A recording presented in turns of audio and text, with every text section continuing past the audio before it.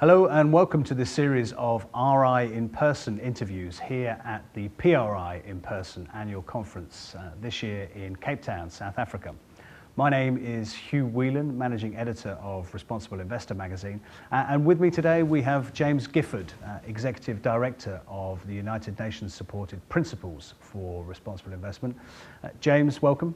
Could I ask you first of all how symbolic perhaps or important it is to have the PRI in-person event in South Africa this year? The PRI launched in 2006 and until now we hadn't had the main PRI in-person conference on the African continent.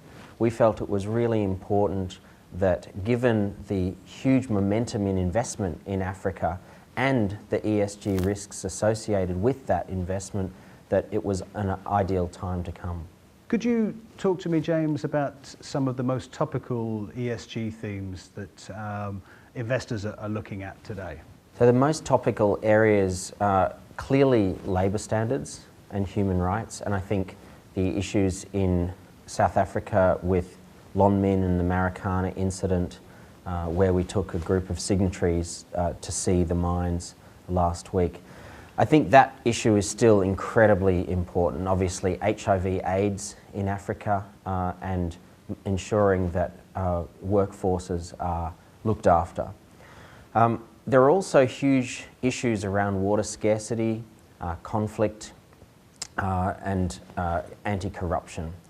Corruption, I think, is something which we'll see a lot more activity going forward from investors because there are so many good reasons to tackle corruption. It is basically the enemy of efforts to alleviate poverty, build business confidence, allocate resources fairly, appropriately, manage environmental issues. So I think corruption is another really important one. And of course, climate change will remain, and increasingly, given the most recent IPCC report on emissions, climate change is not going away as an issue and will just get more and more important as we go.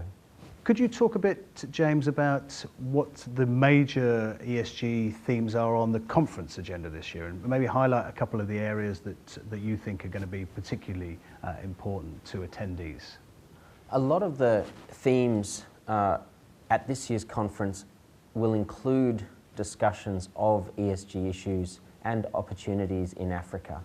I think this is a really exciting time for Africa. There's huge growth, but this growth comes with huge risks and many types of risks that businesses and investors are not used to and not familiar with in developed markets. So really the core theme of this conference is about exploring issues, including through an African lens.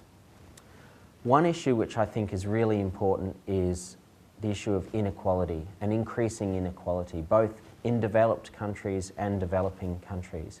And we have a plenary session on the issue of inequality. It isn't something that investors normally focus on, but there is starting to become some good evidence that the hollowing out of the middle class in developed countries and increasing polarization of wealth in developing countries can cause not only political instability but economic instability and the type of boom-bust cycles that we've seen.